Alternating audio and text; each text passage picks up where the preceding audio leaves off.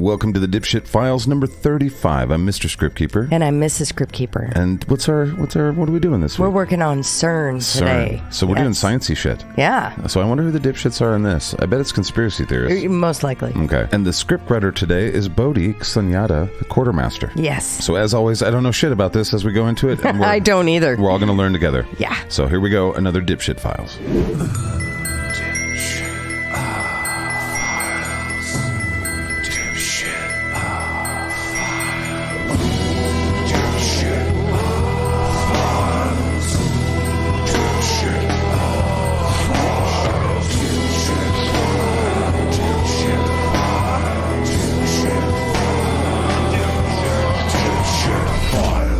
Dipshit Files. All right, so we're going to get started with learning a little bit about C.E.R.N. So I'm going to start with the origins here. Okay. At the end of the Second World War, European science was no longer world class. Aww. Following the example of international organizations, a handful of visionary scientists Super nerds. imagined creating a European atomic physics laboratory. Building for super nerds. Roald Daughtry, Pierre Auger, and Lou Kowarski in France, Eduardo Amaldi in Italy, and Niels Bohr in Denmark were among these pioneers. Big shoulders to stand on. Such a laboratory would not only unite European scientists, but also allow them to share the increasing costs of nuclear physics facilities. French physicist Louis de Broglie put forward the first official proposal for the creation of a European laboratory at the European Cultural Conference, which opened in Lausanne on December 9th, 1949. Oh, we should make the biggest science. I don't know. A further push came at the 5th UNESCO General Conference held in Florence in July of 1950, where American physicist and Nobel laureate Isidore Rabi tabled a resolution authorizing UNESCO to assist and encourage the formation of regional research laboratories in order to increase international scientific collaboration. Boom. At an intergovernmental meeting of UNESCO in Paris in December of 1951, the first resolution concerning the establishment of a European Council for Nuclear Research was adopted. Danger nerds. 2 months later, 11 countries signed an agreement establishing the Provisional Council. Nerd Council. The acronym C.E.R.N. The Council of European Radicalized Nerds. was born. I'm kidding. Okay, so I love nerds. what is C.E.R.N. for those of us that don't fucking know what the hell we're talking about? European Nerd Council. Us meaning me. Okay, so widely known for its particle accelerators, specifically the Large Hadron Collider, and its work on both high energy physics and theoretical physics, C.E.R.N. is also known for its information technology centers and being the birthplace of the World Wide Web. Yes, the internet was born at C.E.R.N. Nice. The first website in the world went live on August 6th, 1991, and was made by English computer scientist Sir Timothy John Berners-Lee. So we strongly suspect, but could not confirm, the second website, minutes later, was a precursor to Pornhub. But moving on. C.E.R.N. also has a multitude of on-site education and outreach programs from high school to university level students. C.E.R.N. offers the tailor-made high school students internship program several times a year and the Beamline for Schools competition, challenging high school students from around the world to propose an experiment to carry out at a real research laboratory. Of the 100,000 plus visitors who come to C.E.R.N. annually, the majority are high school students who participate in a hands-on workshop in C.E.R.N.'s School Lab, and that's spelled S''COOL. School. Weird. It must be Vulcan or something. C.E.R.N. Klingon? C.E.R.N. operates not only as a lab, but also as a self-contained international city with multiple hotels, restaurants, grocery kiosks, and amenities. I bet they have some fun conversations in their town. So we're going to move on to the big thing that really is on everybody's mind, especially about 6 months ago because they fired it up again. Did they put us into an alternative universe? Exactly. Are we in a weird reality because they made a black hole? We're going to talk about the LHC, which is the Large Hadron Collider. Yay. So what is the big deal with this thing? Why is it called the Large Hadron Collider? To describe what it is? Sorry. Well, it's large, for one. 27 kilometers or 16.7 miles in circumference and 100 meters underground. So for reference, 100 meters, that's about 32 stories underground. It accelerates protons or ions, which are a group of particles called hadrons. More on that later. And it collides them at points around the machine to measure results. Science. Illuminati shit. The LHC is a particle accelerator that accelerates protons or ions to near the speed of light.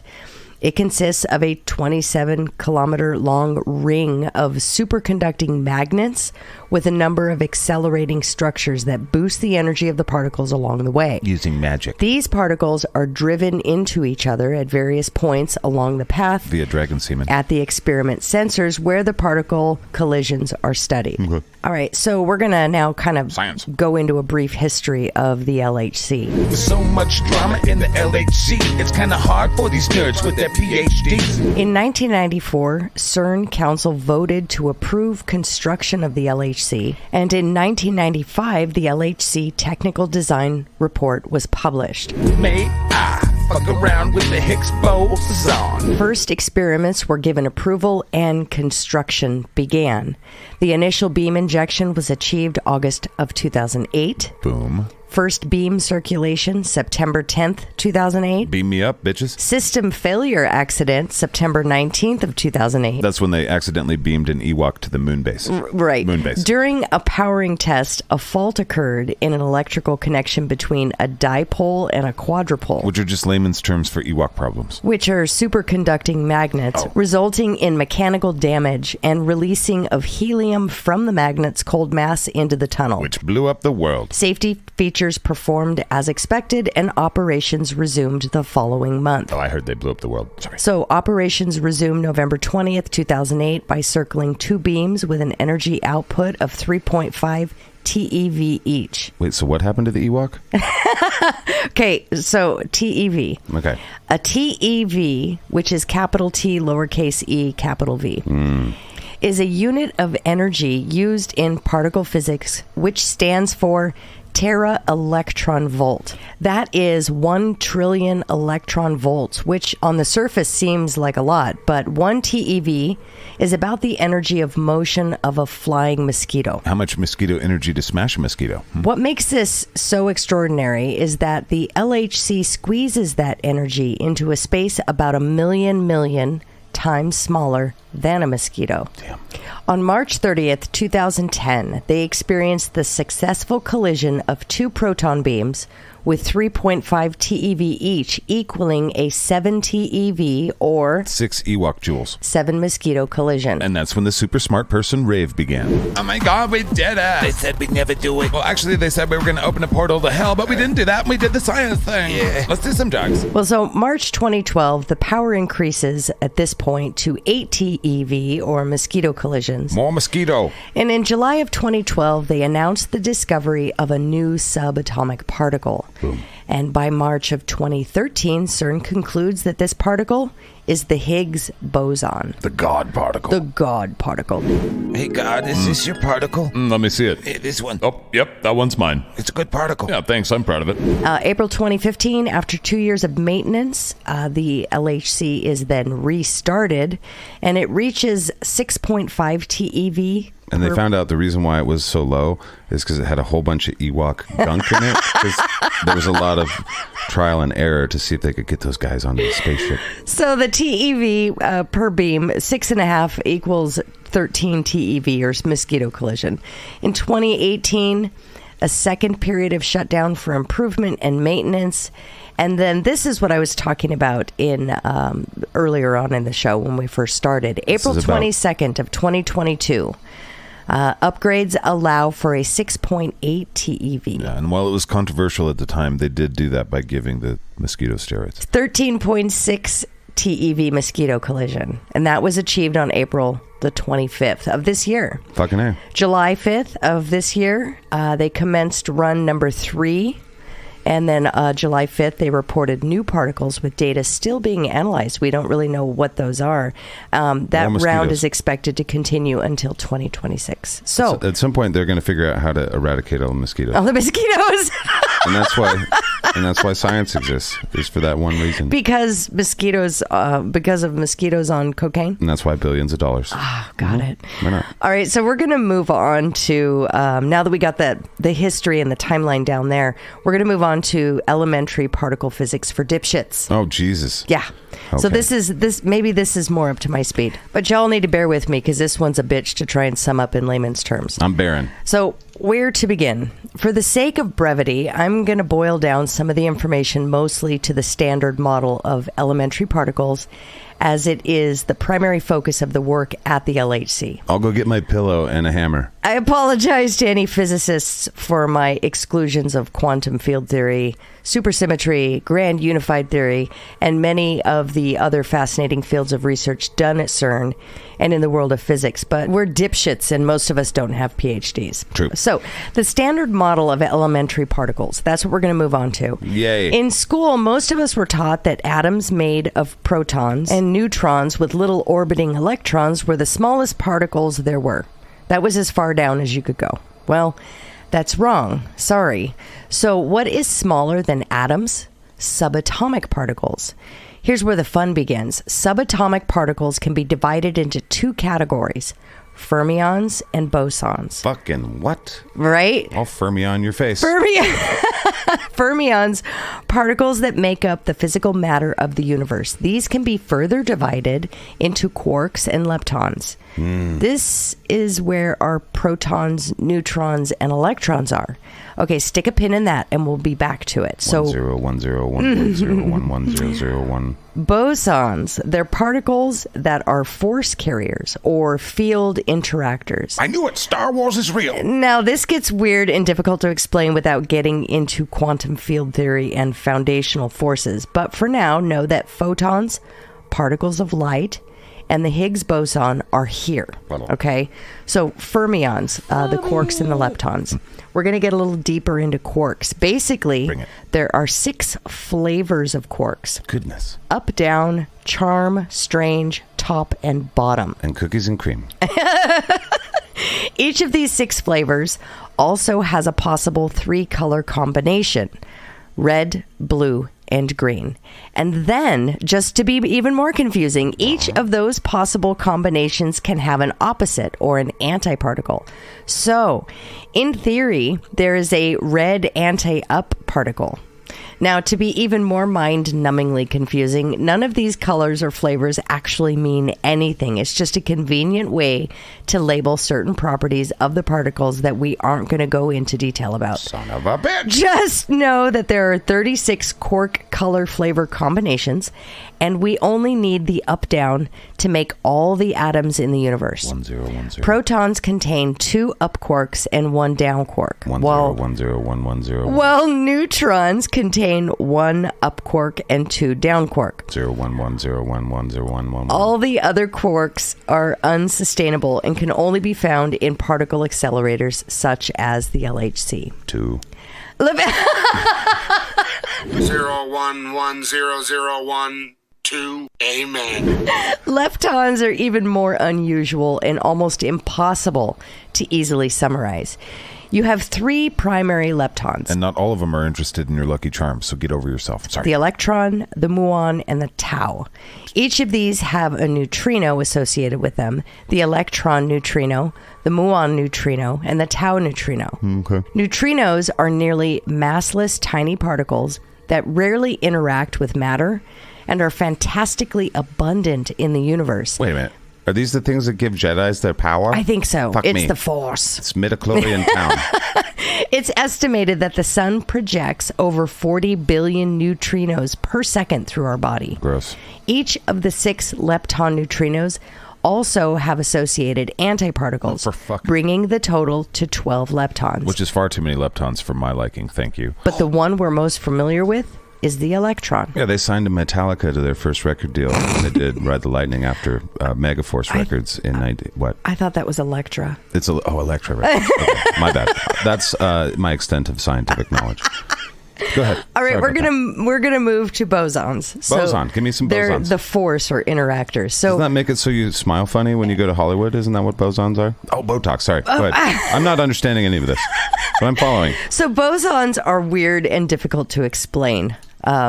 Hooray. We Nah. need to dip our toes into foundational forces and quantum field theory briefly to get a basic understanding of the quote-unquote forces they interact with and that define them. So basically, there are 4 fundamental forces at work in the universe. Money, power, fame, and orgasms. The strong force, the weak force, Okay. the electromagnetic force, and gravity. No spite or hatred? Come on. Gravity and electromagnetic force have infinite range, but gravity is seriously weaker. That's true. Weak and strong force are only effective only at a very short range and really only dominant at subatomic levels. Not on the realm. It's the strong force that binds atoms together, while the weak force governs the decay of subatomic particles and initiates the nuclear fusion reaction that fuels the sun. And that's why the Ewoks were able to transport to the thing? Gravity is gravity, and hopefully everyone except for obviously Angus Well, Ewoks is understands Ewoks, so- the basics of how that works. And finally, the electromagnetic force deals with the combined electrical and magnetic fields. Here's the real deal, man. Now, things don't actually work on a realm when it's a realm shape. You'll find there's no gravity. It's actually a thing called magic beans. All these fields, and yes, this matters. I apologize for the headache that is quantum field theory. So the super confusing is held definition of fields as it relates to physics. Quote, a field is a physical quantity represented by a scalar, Striker. a vector or tensor Bludgeoner. that has a value for each point in space-time, end quote. Okay. The easiest way to understand this is the electromagnetic field. So put a magnet on the table and then toss iron dust on the table. No. I think we've all seen this experiment. Yes. So the curved lines the dust makes around the magnet is its magnetic field. Basically magic. All 4 foundational forces have an associated field as well as a 5th called the Higgs field. Son of a... Right, which gives the Higgs boson its name. And that's where the Ewoks kind of come into play. Why do these fields matter? Ewoks. Bosons, these wonderfully weird-ass particles define themselves by their ability to interact with these fields. For example, the photon. We commonly think of photons as light particles, but really, they're emitted by any electromagnetic radiation. So the photon is a boson that is the force interactor for the electromagnetic field. Son of a bitch! In all, there are 13 bosons, which seems daunting, but really 8 of them are just color variations of the boson called the gluon. Remember that, right? Remember that color doesn't really mean color here. Just a way to distinguish the charge pairs of particle-antiparticle that make up the gluon. Right, So of course. gluons Duh. literally glue quarks together to form atomic structures by interacting with a strong force. And that makes the Ewok sad. The next 3 bosons are the Z and the 2W bosons. Obviously. A positive and negative W boson. Of course. These 3 bosons were discovered at CERN and deal with the weak force. And last but not least is the infamous Higgs boson. This boson was discovered at CERN in the LHC and is responsible for giving other particles their mass. Which is very interesting. So where is the particle for the gravity force? Utah? There is a hypothetical particle called the graviton What about Transformers? that has been speculated for years. Unfortunately, it's going to take a lot of time and energy to try and find this particle if it does even exist. Does anything really exist? To quote quantamagazine.org, quote, to detect a graviton with high probability, a particle detector would have to be so huge and massive that it would collapse into a black hole. That's probably pretty big. This weakness is why it takes an astronomical accumulation of mass to gravitationally influence other massive bodies, and why we only see gravity writ large. Okay, so End quote. let me unpack this real quick. Okay. They're trying to turn the Earth into a sun by blowing it up. Okay. Cool. That's what you got from that? Yeah, they're blowing up the Earth. Oh, we're doing well. We're I'm doing killing well. Okay, so we're moving on to hadrons. Sun builders, let's do it. Okay, We gotta smash them all. Collect the whole set, smash it. And finally, last but not least, for particle physics for dipshits.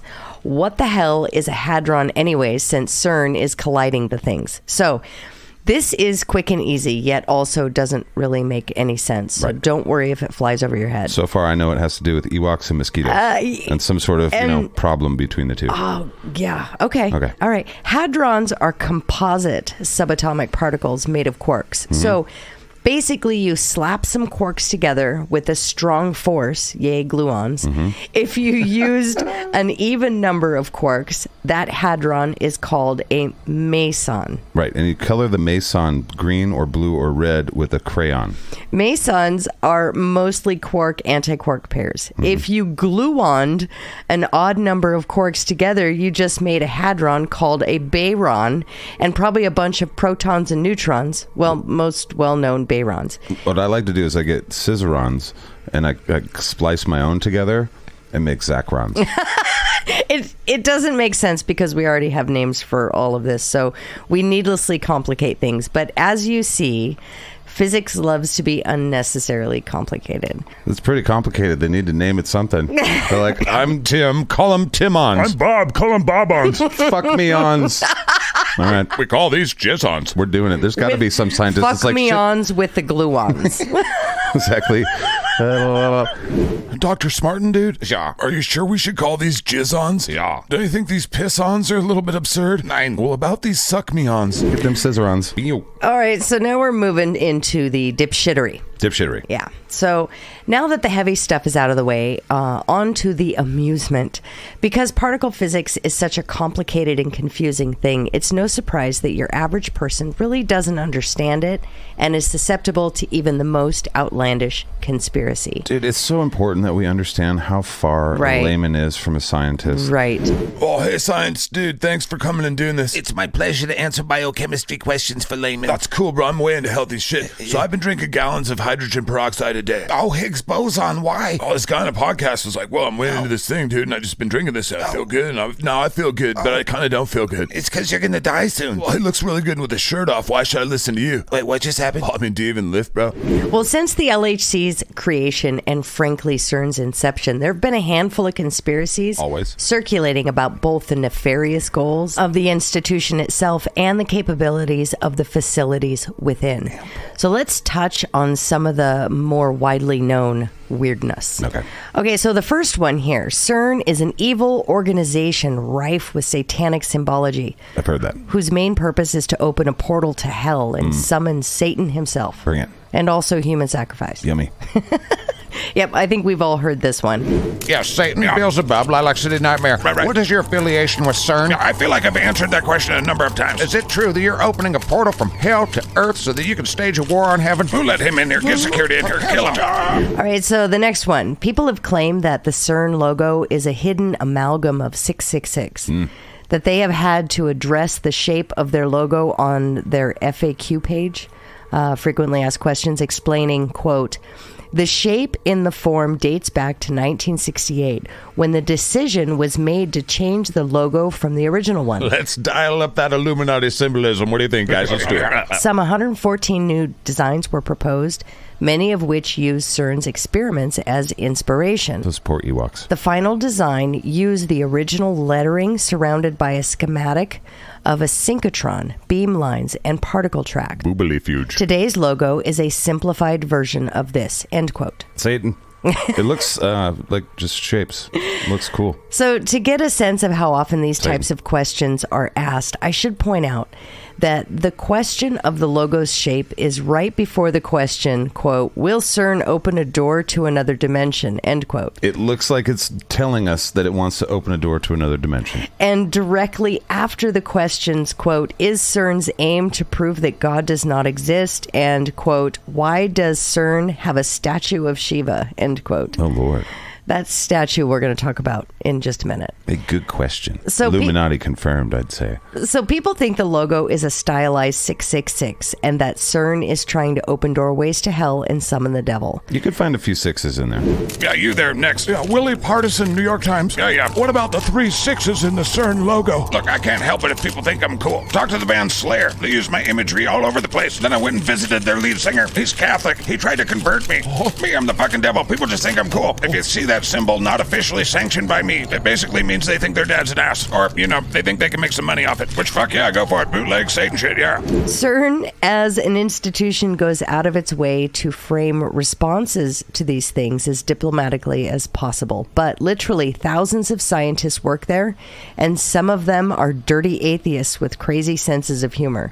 So every now and then, they do what I could imagine a Zach would instigate or at least participate in. Fuckery. Shenanigans. Maybe the worst thing I ever did was when I worked at Barnes & Noble, I would take the Bibles and I'd put them in the fiction section just to be there. But this was many years ago, and now I'm a respectable man that just does fart jokes over people's deeply held beliefs. Like a gentleman cunt.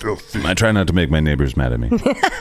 Knowing that certain religious groups have laid claims of Satanism on the doorsteps of CERN basically since its inception. It's weird when you believe things that other people have to believe too. And many of these have brought up the presence of the statue of Shiva, donated to CERN by the Indian government, who has actually been an associate member of CERN since the 1960s and is only one of many statues on the grounds as further proof of satanic involvement, because nothing says Satanism like Hinduism, right? Religion that has nothing to do with it and is thousands of years older. Oh my God. So Yeah, a group of CERN scientists got together and staged a mock human sacrifice ritual and then leaked the footage for a joke. It was just for jokes. Waka, waka, waka. CERN has released a statement denying the validity of this video and investigated the incident, but I'm sure an Angus would say Illuminati confirmed. We all know it's a scum. Snow realm Earth. All right, so next, CERN shifted our timeline to an alternate dimension timeline. Thus, we now experience the Mandela effect. It fucking feels like it, doesn't it, folks? Come on. Sometimes. Okay, but so this one is the easiest one to debunk. It can be done with a basic explanation, but after that, we can dive into the interest that is the Mandela effect. Let's do it. Okay, so remember how the LHC set an energy collision record of 13.6 TeV, total collision energy, on April 25th of 2022? Ewok stuff. That is the highest energy output of a particle collision in an accelerator ever. 6 Ewoks per hogshead. And do you also remember to convert them to mosquitoes? I'm thinking about it. Yeah, so that total energy output was a little over 13 and a half mosquitoes. Not 10 kajillion mosquitoes? If that energy output was enough to shift a timeline, it would literally slap you into last week. But what about quantum black holes? What about them? Okay. Cosmic rays, which hit Earth roughly every square centimeter every minute, have a TeV of up to 300. The mosquitoes are growing more powerful. They haven't created any quantum black holes yet, naturally, and the LHC isn't doing anything as powerful as what nature already does. So we can all chill out with that. So this is Bodhi, by the way, who did this research, yes. As we've said. Bodhi is saying that we don't have to worry about a black hole being created by our scientists in CERN. And probably not for a long fucking time. Right. Not until they create the Earth into a single hadron collider. Goddamn. All right, so I can't even pronounce the things that we're talking about today on the Dipshit Files. I'm the dipshit. What is the Mandela effect? Tell me. Well, I know it's about Nelson Mandela. Is it? The name comes from Nelson Mandela, and people thinking that he died, but he was still alive after he was released from prison. I think we're going to go into that. Okay, let's do it. So a quick definition and overview. Basically, the Mandela effect is when a group of people misremembers a historical event or person. Right. This term was coined by writer and paranormal researcher Fiona Brome when she created a website detailing her recollections of former South African President Nelson Mandela dying in prison in the 1980s. So she finds other people who shares these false memories while attending Dragon Con, a sci-fi convention, as well as memories of a lost Star Trek episode that doesn't exist, and the concept of us skipping through parallel dimensions and multiverses, only noticing subtle differences, and that's how this began. And there was no way that they were doing weeds and other drugs. No way they could possibly be. All right, we're going to talk about some of the common Mandela effects. Okay. So, 1, Darth Vader's line, Luke, I am your father. He actually said, Shit. no, Obi-Wan is your father. I am your father. Yeah. Did you know that? I did. I didn't know that. Obi-Wan never told you what happened to your father. He told me enough. No, Luke, he did not. He did not tell you enough. Should have said way more. He told me you killed him. No. I am your father. Yep. He really should have at least told you that. Yeah. Sorry, dude. Sorry, Luke. You were waiting for me to change I know, it like I was. the nerd that I am. I that fought the urge. yeah, channeling your inner nerd. You were just straight faced. No. I was Okay, like, the no, next one. Let her do it. She's got to learn about Star Wars. So the Berenstein Bears. Berenstain. I don't even know, but I guess it's always been the Berenstain. Yes. Like That's what a stain. Right. That's what they say. So Monopoly Man's monocle. Okay. There isn't one. I guess he's never had one. Lies. Right. So Casablanca's Play It Again, Sam. Bogart doesn't say it. But Ingrid Bergman's character does say it. Play it again, Everybody Sam. does play it again, Sam, in his voice. I get it. Whatever. So Sinbad's Shazam. Yep, that doesn't exist. Right. Yeah. I've seen. Okay. Mirror, mirror on the wall, who's the fairest of them all? Not said, really? Well, the line actually begins, magic mirror on the wall. Mirror, mirror on the wall. Yeah, real quick, that's not how you start me. Excuse me, what? Magic talking mirror? It's not mirror, mirror. That's weird. I'm not a pop song. It's magic mirror. Magic hammer in my hand. Smashy, smashy mirror man. Ah, fuck.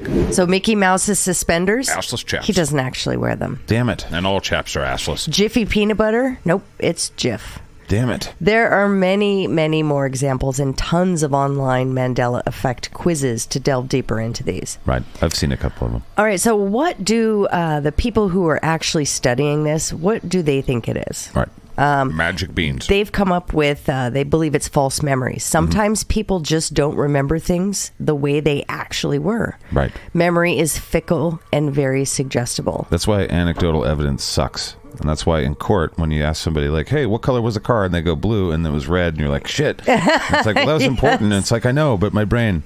And it's just part of why we have to do the scientific method on everything. So the next thing is confabulation. These are false memories a person spontaneously generates, often to compensate for holes in a person's memory. There's also priming. I'll prime it, baby. When exposure to stimulus directly influences a person's response to a subsequent stimulus. Goosh. This uses suggestive techniques to trigger a certain response, leading questions instead of open-ended ones, type thing. Internet influence.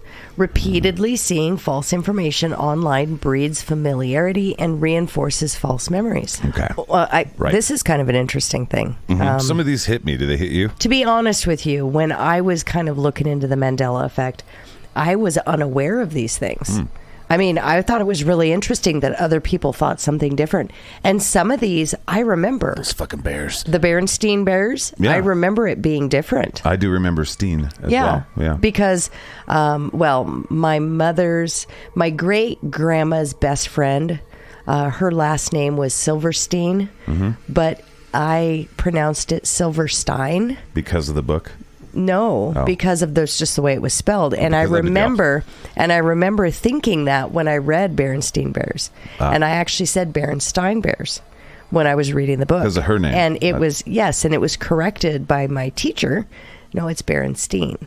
And I went, oh, so her name is Anne Silverstein, not Silverstein. And so when you hear Stain, you're like, what the fuck? Exactly. And so I remember having that conversation. I was like in the second grade, third grade. But anyways, that was my experience with the Mandela effect.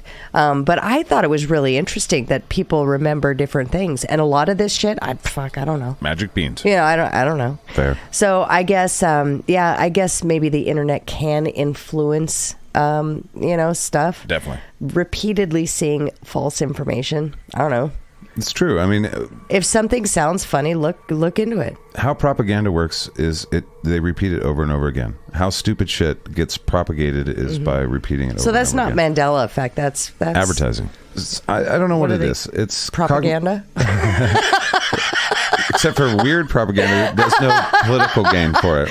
And Mirror, mirror on the wall. Vote Prop 406. What? It does seem like maybe it's just the whole scientists kind of blew up the world, and now we're in an alternative one. I think that's the main answer. You can see how you take the leap. You're Well, like, that is... No, I remember staying, and fuck Well, you. that is the last one here. Alternate dimensions. Right. You know, Well, maybe we are sliding into...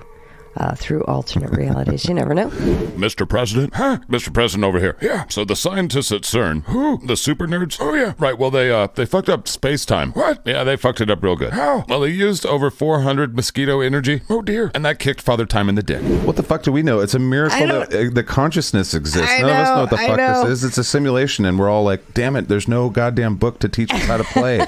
I don't even know what up, down, left, right, selects, whatever 1 0 1 0 1 1 0. Maybe All right, let's move on to some final thoughts. Okay.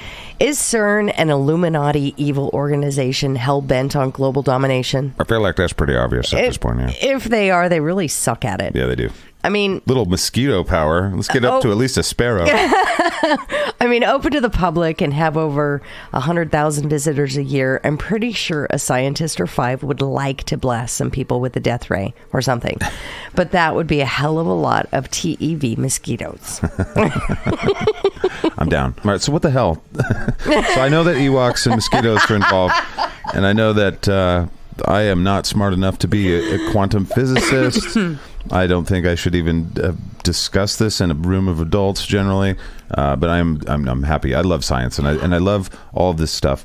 I think Bodhi did a fantastic job at explaining this stuff. I do too. I really do. That was done well. Mm-hmm. Yeah. So thank you, Bodhi, for all of he did the research and he wrote all of that, and so that was us not really knowing the subject that well, but Bodhi knowing it pretty well, it seems. Yeah. So well I hope done, Quartermaster. Yeah, thank you, dude. But the main concerns of this thing are that it can cause damage to all life as we know it, or destroy our little pocket of the universe, or worse, right? Well, if you don't understand physics or quantum physics, it does seem very scary and very daunting.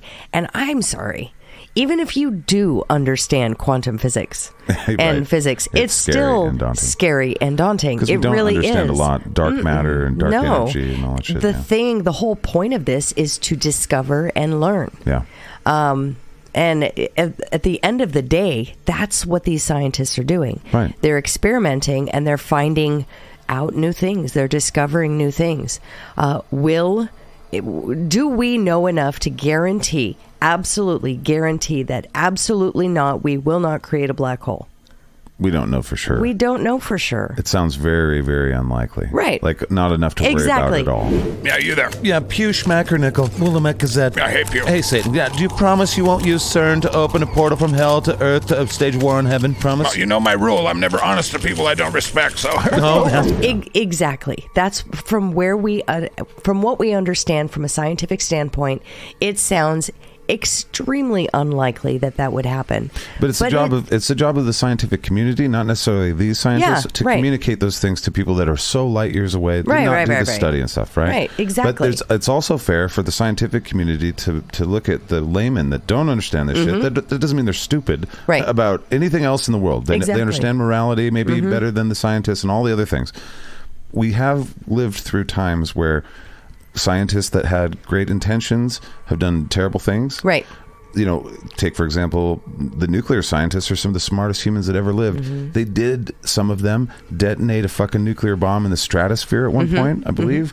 And I don't think it's recovered. I don't even know what the point of that was. I don't either. But as a layman, it's like, what was the point of that? Exactly. And I'm sure scientists can be like, look, and here's stupid. Right. And that's the thing that I want to say the most. Like, one of the big problems in the United States is that the communication from scientists to laymen and laymen to scientists is so weird. Laymen there's a bunch of laymen saying they're fucking so impressive with what they do, and they seem like they're fucking Illuminati. And the laymen are like, these people, and the scientists are like, these idiots won't shut up about stupid, or they don't understand it. They don't trust us. Scientists should be excited to teach science to people that don't know science in the best ways they can. Not all scientists can do that, but but the layman communicate with the people the best they can. Let's not be foolish. The laymen also need to get off their high horse thinking they know everything. Right. Yeah, internet research is important. Yes. You should be doing it. Yeah, but that doesn't make you an expert. No, understanding an abstract even. You could read an abstract of a scientific paper, but that doesn't mean you can do the math. It doesn't mean you can understand the whole thing. Right. You're still just trusting what they say. Dying on a hill. Because you probably don't know how to do it. In my opinion, dying on a hill for something that you are not an expert, quote unquote expert at. Terribly bad. It's a bad idea. Yeah. Always be open to new stuff. Right. Welcome to the Council of Why the Fuck Can't We Discuss Things Anymore? I'm your host, Who Gives a Fuck, and today representing science is Science Guy. Hello. And we pulled this guy up the street to represent the rest of y'all. What's up, bitches? All right, so normal-ish guy, what do you want to say to Science Guy? Quit calling me names, motherfucker. Right, I'm sorry. If you want to science me, give me the science so I can science it. Preferably with a pop-off top. Did you tweet this to me? You will burn, you cunt, you dumb cunt, I hate you cunt. If I was on NyQuil, maybe. And Science Guy, what would you like to say to this guy? Please stop threatening me and pretending I'm the bad guy in a movie that I'm not in. You, sir, are working with the devil. I don't believe in the devil. That's what the devil people would say. Yeah, but I'm serious though, I really don't. The devil compels the non-believers. There's no way for me to win this, is The there? streets will rain with the blood of the non-believers. Okay. CERN is, I'm excited about what they're doing. I'm excited about what they're doing research and how they're moving science and physics and our understanding of our universe forward is very exciting to me. However, there is a part of me that it's scary as hell. Yeah. Because I don't, and mine is a personal issue. I have trust issues. I don't trust people. I don't trust people to make decisions for me. Definitely not. And I don't trust people to have my best interests at heart, ever. So because of that, these scientists are fucking around with this stuff that they don't exactly really know what it is. That's why they're doing it. Right. Because they're trying to learn. And we're all just kind of like, are you shitting where we eat? Right. Are you shitting where you eat? Yes. Let me take you back to, as an example, bloodletting. Right. Well-intentioned doctors at the peak of their understanding of medicine. How else do you get the ghosts out of your blood? Exactly. And they did more harm than good because they really did. People just bled to death, or they either bled to death, or the leading cause of death after bloodletting was infection. Right. Because they didn't understand bacteria. And germ theory, So anyways, we're learning, but that doesn't mean that I don't know, 1,000 years from now, we won't look back on this and go, yeah, whoops. Right. Whoops. Yeah. Well, every time that we mess with nature, there's a segment of society that's like, absolutely not. Right. That's why nuclear power is looked at in such a weird way. It's even though it's cleaner than most things, if you look into the modernization of nuclear power, it's like all these things that you're scared of, they're not. It's this really cool thing. But it's like when you really get down to it, people are like, no, that's not natural. Even though it's the sun is doing that, but it's like, that's not natural. You're not supposed to be able to do that. And people just don't like changing nature. And so there's some argument. Yeah. There's some argument. I'm one of those. CERN. I don't like changing nature. I'm one of those people. Yeah. Well, CERN is like, I don't know if they're changing it. I mean, they certainly dug a deep ass, long, big ass hole. Was a cool tube. Well, it makes me a little bit nervous. That's all. But my nervous nature is way buried by the excitement of what we could learn from this. So I think that's a decent respect to be still nervous of like, well, there's some, it's not like it's safe. It's not like, I mean, it's probably super safe. It's probably safer than flying on an airplane, but it's still like, there's not 100% chance that something weird couldn't happen. Yeah. Like, you're speaking to somebody who's afraid to fly. Yeah, you fucking hate flying. Getting her on an airplane is a fucking trip and a half, let me tell you. Lots of booze. Lots of booze. Fucking fun.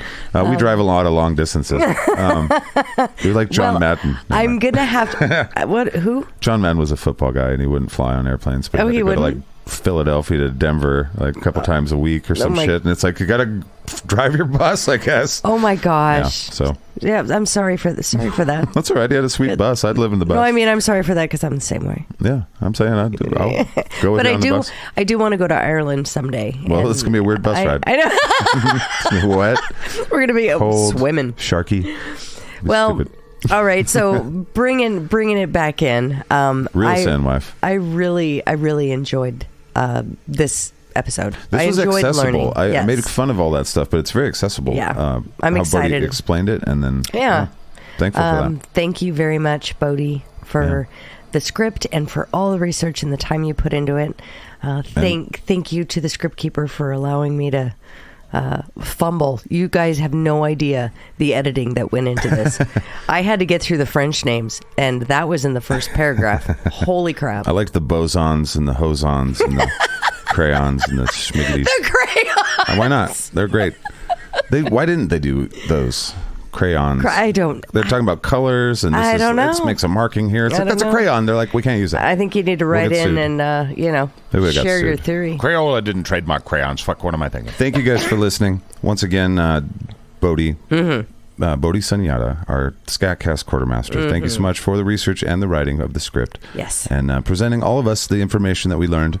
And I feel like I learned stuff. Yeah, I feel like I learned stuff too. And I talk shit about some nerds, and they're going to be mad at me. They're like, you're not nerd enough for us. I got my brain stretched. I got it. Yeah. Right. And thank you to the other Triad members. Yes. To Don the Shipbox Wizard. Yes. We appreciate you. And to Chris the Discord Dookie Slayer. Yep. Also appreciated. Info@skatcast.com gets you information. Gets you what? Fuck, I don't know. It gets you. You can put your... I got nothing. Info@skatcast.com if you have any questions or you want to tell us that we're wrong. And what we'll do is we'll just pass those emails on to Bodhi and be like, dude, what the fuck? Yep, that's right. Yep. Bodhi gets all the information. Bodhi gets all the information on this one. Right. So, and then all the other things, skatcast.com, you got our merch store. You can get all the dipshit file stuff there. Of course, patreon.com/SKATCast gets you a cartwheel from me. You won't be able to see it. I'm not filming that shit. But yeah, I'm doing the Running Man in the living room. Yep. Every time. We do that. So that's how we do stuff. But thank you guys. We'll see you next fucking week. Yeah. Next Wednesday for another Dipshit Files. And as always, we'll talk at you in the future. And it'll seem like the present. Bye. Bye.